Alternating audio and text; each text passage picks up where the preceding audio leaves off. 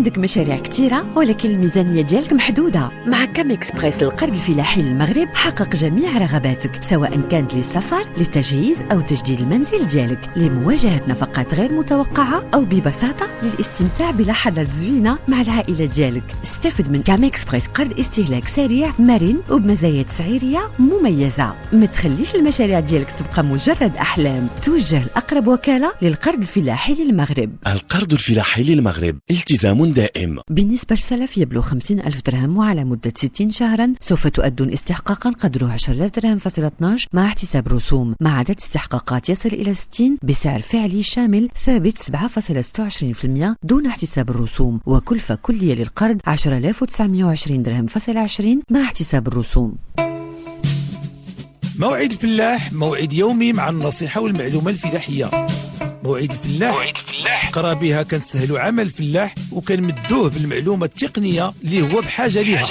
موعد الفلاح كل يوم من الاثنين حتى الجمعة مع 7 إلا ربع ديال الصباح على إذاعتكم إذاعة مدينة FM. موعد الفلاح كيهديه لكم القرض الفلاحي للمغرب. القرض الفلاحي للمغرب التزام دائم.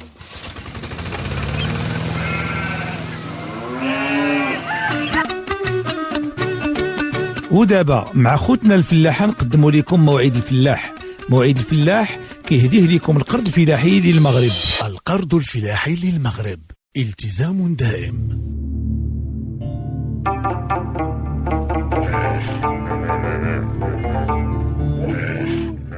خوتي خواتاتي الفلاحة، اهلا ومرحبا بكم في حلقة جديدة من برنامجكم موعد الفلاح. اليوم ان شاء الله غادي نتكلموا على الجني ديال الثمار ديال اللوز. خوتي خواتاتي الفلاحة، كيبدا اللوز في النضج ملي كتبدا القصرة في القسام، وعادة ما كيبدا الحصاد في اواخر الصيف وكيستمر حتى الخريف اعتمادا على النوع. وكيبداو الفلاحين في حصد اللوز ملي كيتم انقسام القشره ديال حوالي 75% من البذور في معظم البلدان، وكيحصد الفلاحون غالبا باليد عن طريق هز الاشجار يدويا، وكطيح الثمار على شبكه ديال التجميع المفروشه على الارض.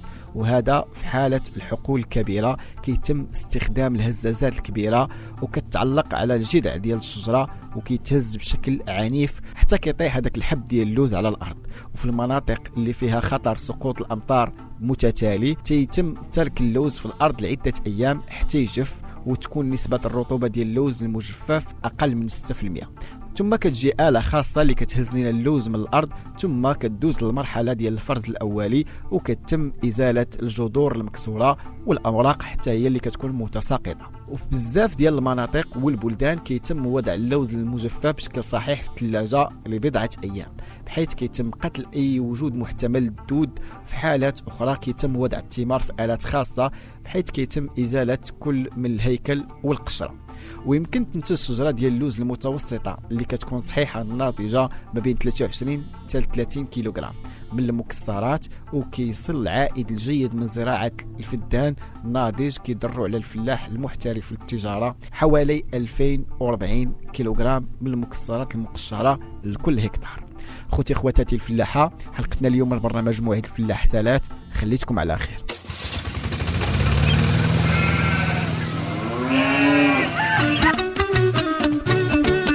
خوتنا الفلاحة، كنتم مع موعد الفلاح. موعد الفلاح كيهديه لكم القرض الفلاحي للمغرب.